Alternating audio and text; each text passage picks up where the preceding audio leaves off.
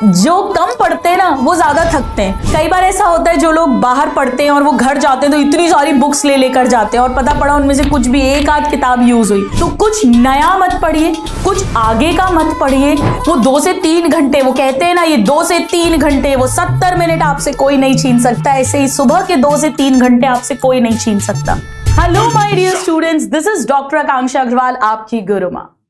दिवाली, जिसका सबको साल भर इंतजार रहता है, वो फेस्टिवल अब आने वाला है। आप सबको दिवाली का ब्रेक और हॉलीडेज की डेट्स भी पता चल गई होंगी। नियरली 1 वीक की 5 to 7 डेज की हॉलीडेज हर जगह हैं, चाहे आप स्कूल में हो, आप ऑनलाइन ऑफलाइन कहीं भी कोचिंग कर रहे हो। और बहुत जरूरी है ये समझना कि how to best utilise this Diwali break. देखिए, 2 तरह के स्टूडेंट्स होते हैं, 2 टाइप के स्टूडेंट्स। एक स्टूडेंट्स वो होते हैं जिन्हें ऐसा लग रहा है कि यार फाइनली एक अच्छी सी छुट्टी मिल रही है, हम ब्रेक लेंगे और हम इंजॉय करेंगे।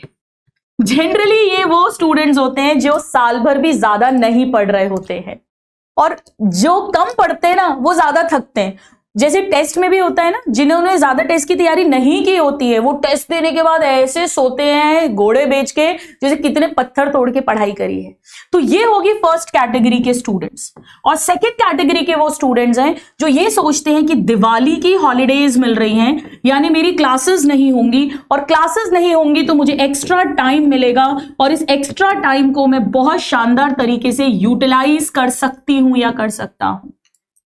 पहले तो ये सोचिए आप किस कैटेगरी के स्टूडेंट है। राइट नाउ आपके दिमाग में क्या चल रहा था, और अगर आप फर्स्ट कैटेगरी के हो तो प्लीज अपने आप को सेकंड कैटेगरी में कन्वर्ट कर दीजिए, क्योंकि सिलेक्शन इन्हीं स्टूडेंट्स का होने वाला है। जी हाँ, जितने भी स्टूडेंट सिलेक्ट होने वाले हैं वो सब इस दिवाली ब्रेक को यूज करेंगे। एक बात समझ लीजिए कि इतनी सारी इकट्ठी छुट्टी आपको दोबारा नहीं मिलेगी।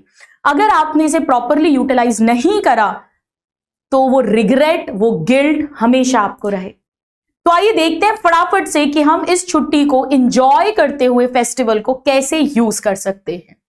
नाउ, सबसे पहले मैं यहां पर आपको 3 बातें कह रही हूं, इन 3 को अप्लाई कर लेना, आपकी छुट्टियां बहुत अच्छी यूज होंगी। अगर आप बाहर पढ़ते हैं और आप घर जाने का प्लान कर रहे हैं, बिल्कुल घर जाइए, that will be kind of a change. वो जरूरी होता है रिलैक्स करना, बट साथ में हमें पढ़ना भी है, हमें बैलेंस बनाना है। तो सबसे पहली टिप है आपको कि रियलिस्टिक प्रैक्टिकल टारगेट्स और प्लानर्स बनाइए। ये बहुत ज्यादा जरूरी है। ओवर एक्सपेक्टेशन मत रखो। ऐसा मत सोचो कि 5 डेज की या 7 डेज की हॉलीडेज हैं तो मैं रोज 12-12 घंटे 10-10 घंटे पढ़ने वाला हूं। ऐसा कभी नहीं होगा, क्योंकि देखो घर में माहौल होगा, आपका भी मन करेगा, रिलेटिव्स भी आएंगे, साल भर का त्योहार है, एक रिलैक्सेशन भी चाहिए, वो सब कुछ चाहिए। तो ओवर एक्सपेक्ट मत करो। कई बार ऐसा होता है जो लोग बाहर पढ़ते हैं और वो घर जाते हैं तो इतनी सारी बुक्स ले लेकर जाते हैं और पता पड़ा उनमें से कुछ भी एक आध किताब यूज हुई, फिर बड़ा बुरा भी लगता है, दुख भी होता है। तो आप प्रैक्टिकल टाइम टेबल प्लानर पहले ही बना लीजिए छुट्टियों पे जाने के पहले, और उसी के अकॉर्डिंग अपनी बुक्स वगैरह भी लेकर जाइए। ये बहुत ज्यादा इंपॉर्टेंट है। अब ये प्रैक्टिकल टाइम टेबल कैसे बनेगा, उसके लिए आपको डे वाइज प्लानर बनाना पड़ेगा। ये बहुत हेल्प होगी, और ये मैंने भी पर्सनली करा था जब मैंने मेरी AI PMT और प्री PG की प्रिपरेशन की थी, तब जो दिवाली पड़ी थी। देखो, दिवाली ब्रेक में क्या रहता है, डे वाइज का मतलब, जैसे अगर हम धनतेरस की बात करें या हम छोटी दिवाली की बात करें, तो इस समय पे आपको बहुत ज्यादा घर में कोई रिलेटिव्स भी नहीं आ रहे हैं, तो आप अपना टाइम ज्यादा अच्छे से यूज कर सकते हो। इन दिनों में आप ज्यादा पढ़ सकते हो, या अदर डेज अगर इसके पहले भी कोई हॉलीडे है। मेन दिवाली वाला फेस्टिवल है, तो दिवाली के दिन आप ये मानो कि आप बहुत ज्यादा नहीं पढ़ पाओगे। आपने अगर सुबह 2 घंटे भी पढ़ लिया ना तो बहुत अच्छी बात है, क्योंकि सुबह से वो घर सजाना, रंगोली, वो सारा प्रोसेस शुरू हो जाता है। इसी तरह से वो डिपेंड करता है, जैसे पड़वा जो गोवर्धन पूजा आती है ना, गोवर्धन पूजा या भाई दूज, तो वो डिपेंड करेगा कि आपके घर में कैसे सेलिब्रेशन होता है।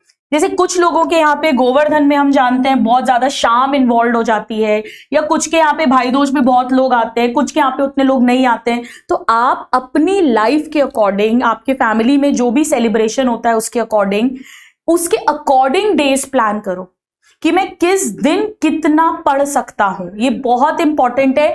डे के अकॉर्डिंग आप अपना टाइम डिसाइड करिएगा। अगर आपके यहाँ छठ पूजा होती है, जैसे बिहार वगैरह में छठ ज्यादा पूजी जाती है, तो फिर आपको इन दिनों में ज्यादा टाइम मिल जाएगा, आप उस समय पर एंजॉय कर लेना।